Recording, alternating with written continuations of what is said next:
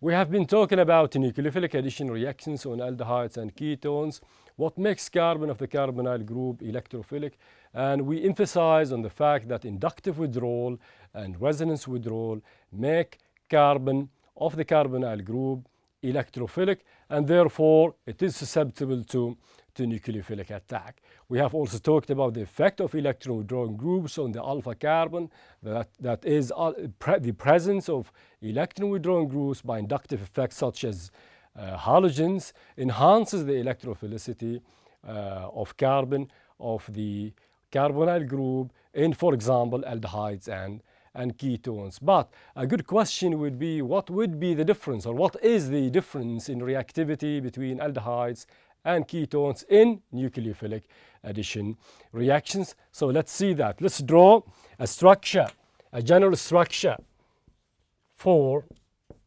aldehydes, something like that. So this is a general aldehyde, and if you notice, aldehydes have one group, one R group, alkyl, aryl, and hydrogen, and this is the general structure for ketones, and ketones have two groups, two alkyl or aryl groups attached to that carbon of the carbonyl group. Now clearly there is a difference in steric hindrance between aldehydes and ketones. That's because aldehydes have one group only and hydrogen, whereas ketones have two groups. Hydrogen, of course, is small in size, so the steric bulk around that carbon is less here relative to that in ketones. That's because of the presence of only one group versus two in the case of ketones. So therefore, aldehydes are sterically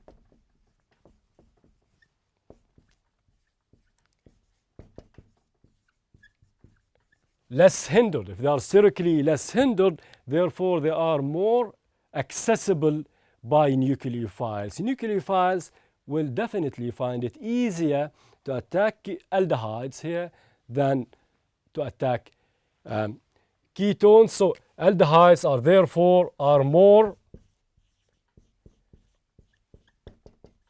accessible by nucleophiles relative to ketones, because the steric bulk in ketones is actually more than that in aldehydes. So ketones are more sterically bulky, or they are more sterically hindered relative to that aldehydes, and therefore nucleophiles will approach aldehydes easier than they do in ketones. So that's one reason. So sterical reasons why aldehydes are therefore more reactive than ketones. The other reason is electronic. We can actually view aldehydes like primary carbocations. So we can actually draw a resonance structure for aldehydes, or we can have a representation of this type.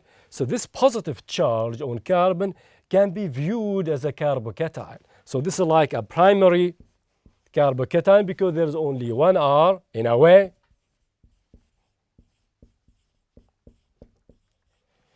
And the corresponding or the analogous structure in ketones, something like that. Now this can be viewed just in the time when this is viewed as a primary carbocation, this can be viewed as a secondary carbocation. So this is like a secondary carbocation. But we know that primary carbocations are actually less stable relative to secondary carbocation. If you look at these structures, you will notice that there is only one group here which can stabilize this positive charge by inductive effect. So we can represent that using this arrow, something like that. So this is EDG, that's an electron donating group by inductive effect, which stabilizes that positive charge, whereas here there are two. So there is one EDG here and another on this side. So there are two electron donating groups in the case of the ketone, which stabilize that positive charge, that carbon of the carbonyl group. Therefore, this carbocation, the secondary carbocation in the case of ketones, is actually more stable relative to this. So this is therefore less stable. And if it is less stable, therefore it is more reactive. More reactive. Okay, in this case, in the case of ketones, this carbocation is more stable and therefore less reactive. So this is more stable and therefore less reactive. So that's an electronic reason in addition to the sterical reasons which makes aldehydes more reactive than ketone. In conclusion now, aldehydes are more reactive for two reasons, sterical reasons and electronic reason. The sterical reason means that aldehydes are less sterically hindered, therefore they are more accessible by nucleophiles and therefore more susceptible to nucleophilic attacks. Aldehydes and ketones can be viewed as carbocations. In the case of aldehydes, primary carbocations are more reactive, less stable than secondary carbocations in the case of ketones, and therefore aldehydes are more reactive than ketones.